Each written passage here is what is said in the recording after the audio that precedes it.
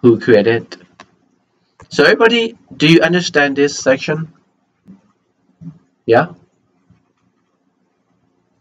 Who said no? No, right? Yes or no? Okay.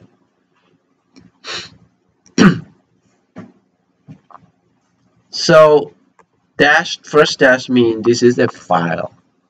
Like for example, if I make another directory,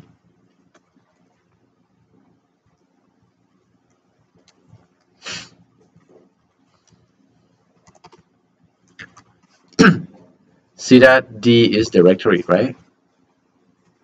Dash is the file, correct?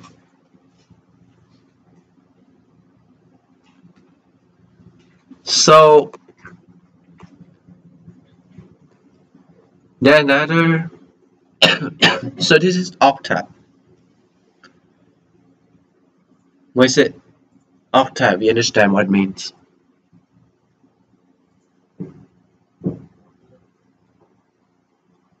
When I say decimal, we understand what it means. That's 10. Binary? Okay. So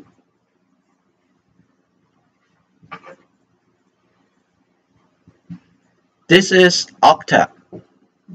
That's 8.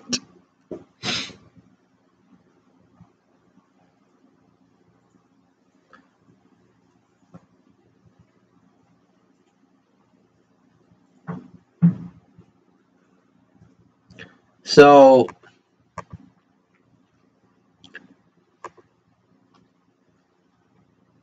I just check. I will never get the file because I know it's just failed. The internet has failed on me. Do we understand when I say that first? If not, then I can give you a background back.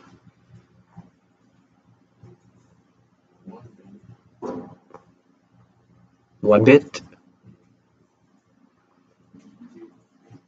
One bit, how many values you can represent? 2. That's a binary. We talk about octet is 8. How many bits do we need?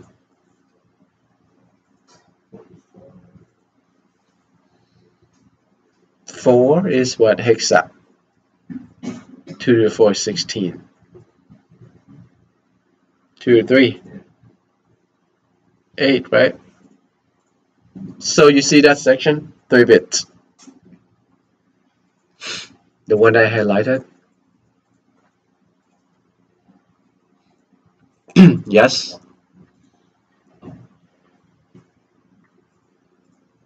So they have 3 set of 3 octet digits.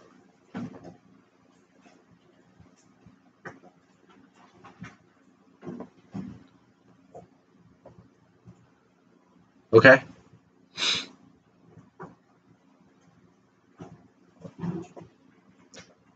What should they call octenary or octadecimal? They call binary, they call hexadecimal. Do they call octenary or octadecimal? Huh? But you know what I mean, right?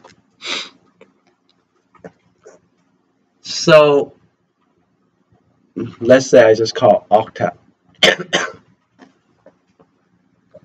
So there are 3 set of octet digits, right? Alright, so R stand for read, W stand for write, X stand for execute. So about permission, right? So the first set is for user, second set is for group, third set is for other, user, group, other. Okay, so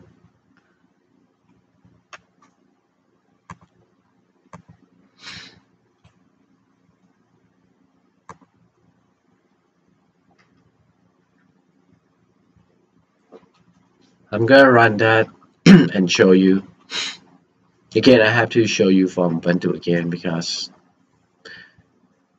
we just don't have internet to download that file for me. You can just use your Fedora.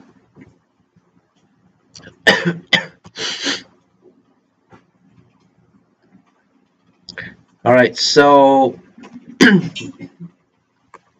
come back for this. So the first mean the user have permission to read, write, and execute. The other set show the group has permission to read and execute.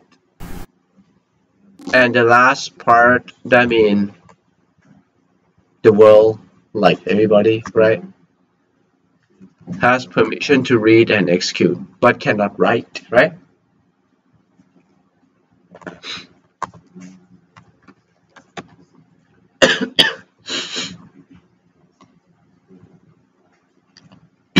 All right, now, and why it has to be related to octet. So I want you to look at the cheat sheet again. Go back to your cheat sheet. Go to the section they call file permission. See that 4 is read. So when it's 100, what do you get? Right. So this is your what? Octet, right? Okay. This is binary, right?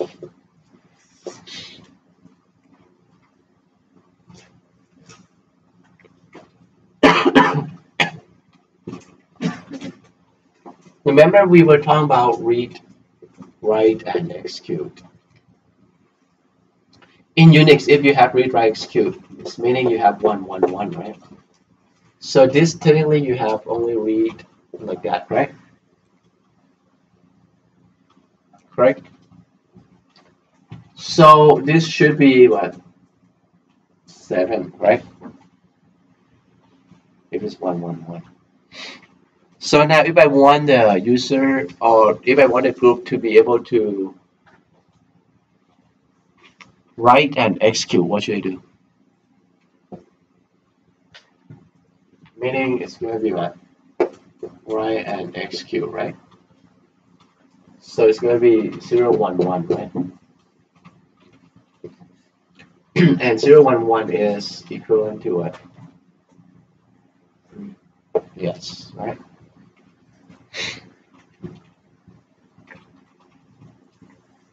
Right, so if I wanted to write only, that's why it's 2, like you see on the cheat sheet, right? So because write is going to be 010, right? Okay. Any questions so far? I don't have to get it in more detail wise. 1 right there then. Correct? Now, you can have a command to change permission. Chmod. Octal. Yeah, octal. That's what they call octal. See that? 777. The first set is user, group, right? Group and then other.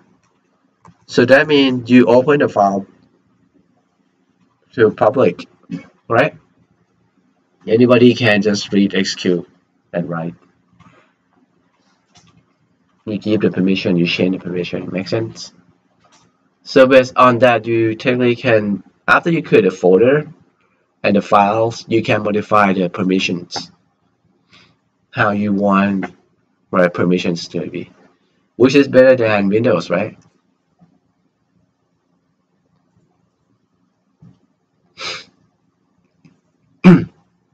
See that? And it's also talk about you can type man, like I mentioned earlier. You should be able to find the manual from that when you use Fedora. That's why Git Bash will not provide you everything. Okay, that's why I start to ask you to install. Really?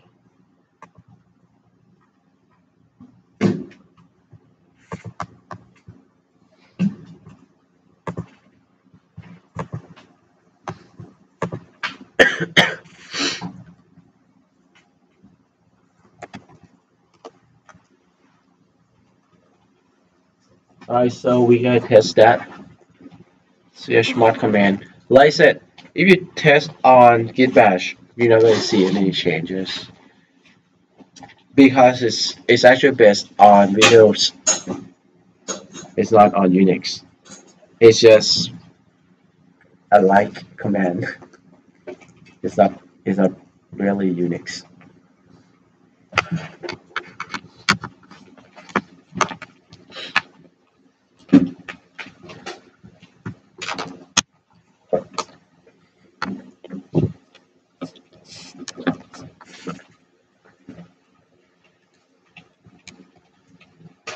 Like I said, right? Always home. See that?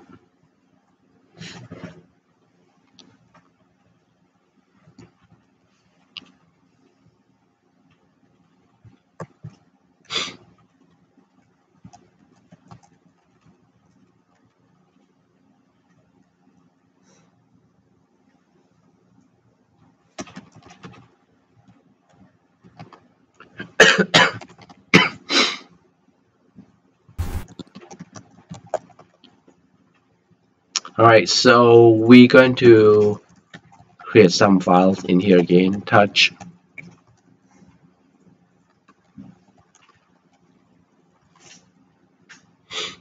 Okay. So let's look at. They also have L like details, right?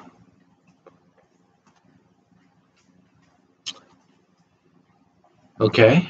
Let's make another directory.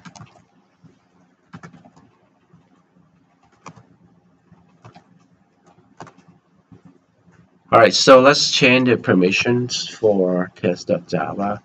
chmod 777 test.java, and then go back. See that?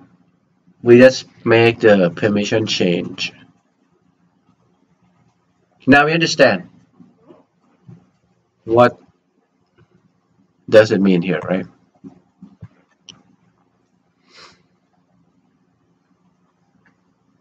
Any questions so far?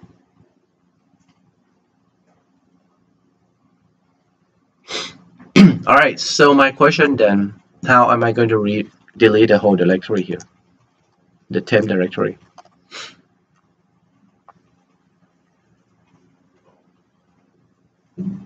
How am I going to delete the whole directory? Okay, let me bring up cheat sheet.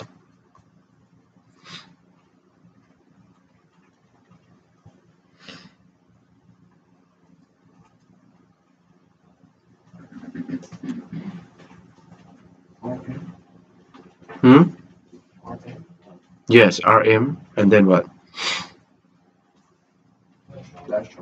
Mm-hmm. Delete directory, right? And then the directory name, right? Gone.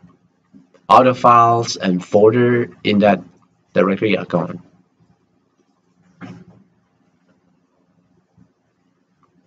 Dash R is just like recursively remove everything inside. Make sense?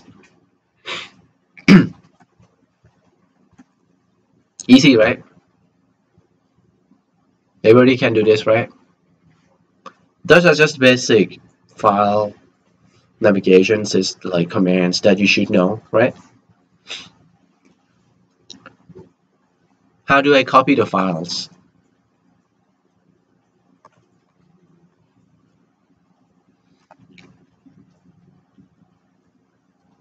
CP, right? Source to destination.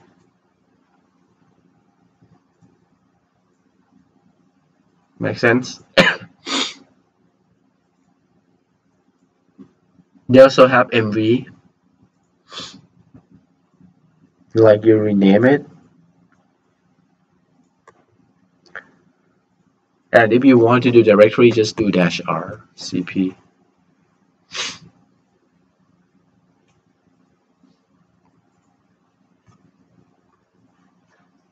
All right, so cp hello world.java to hello.java.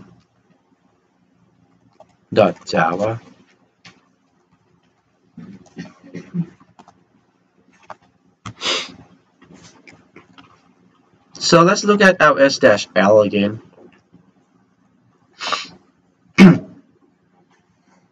So you see that where do dash L and where do dash ls dash lt.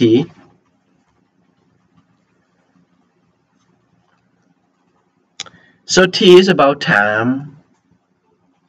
You see the order is different, right? So where do dash L is give me the details, list out. T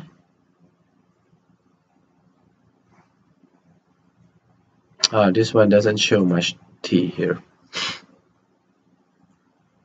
Like T pretty much I want it to order by time.